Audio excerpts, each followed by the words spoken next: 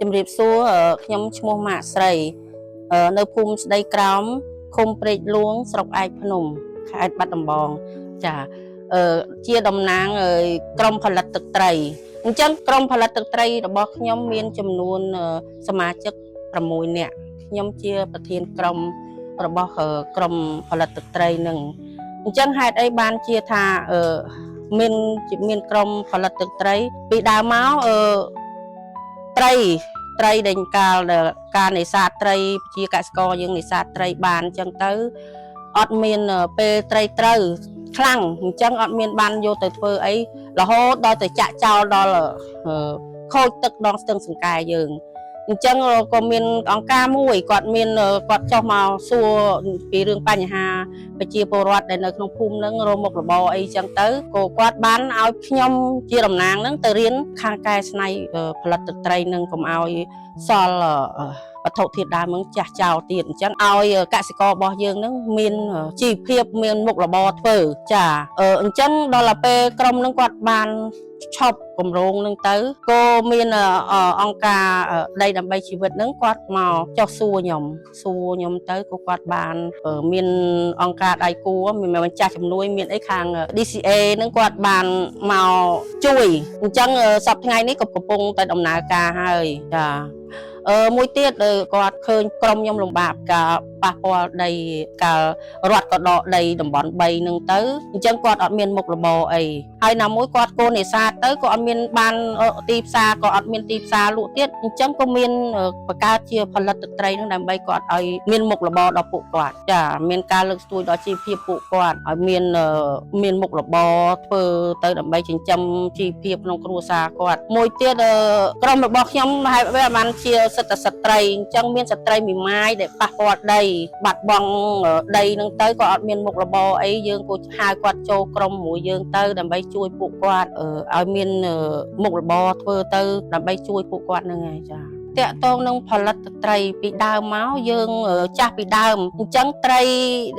យកកាកសំណល់ត្រីយកមកធ្វើជាទឹកត្រីទេយកកាកសំណល់ដូចថាយកប្រហុកអីយកមកស្ងោរធ្វើជាទឹកត្រីអញ្ចឹងតែក្រោយទន្ទឹមនឹងខ្ញុំទៅរៀនការកែច្នៃនឹងមកអានឹងថារបស់ហ្នឹងជារបស់កាកសំណល់អញ្ចឹងគាត់ឲ្យធ្វើជាត្រីស្រស់យកមកហើយការកែច្នៃហើយពីដើមមកយើងလှនឹងឆ្នាំងလှនឹងផ្ទះអីអញ្ចឹងទៅតែ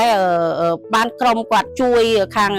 នេះគាត់មកដីដើម្បីជីវិតគាត់ជួយមកអញ្ចឹងគាត់ជួយសម្ភារៈទំនើបខ្ញុំអត់ចេះប្រើផងគាត់បង្ហាត់បរៀនខ្ញុំចាស់ហើយខ្ញុំអត់ចេះប្រើរបស់ទំនើបអញ្ចឹងគាត់បានមកបង្ហាត់បរៀនខ្ញុំក៏អរគុណច្រើនដែរដែលគាត់ជួយ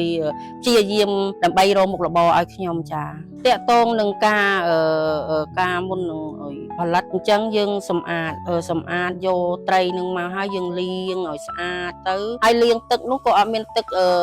អីដែរយើងលាងទឹកស្អាតរបស់យើងទឹកអូរទឹកស្ទឹងអីក៏យើងលាងអត់បានទេព្រោះវាមានមេរោគនៅក្នុងហ្នឹងអញ្ចឹងយើងលាងទឹកស្អាតដើម្បីអនាម័យរបស់យើងលាងសម្រស់ហើយមកសន្ទុះមុំថា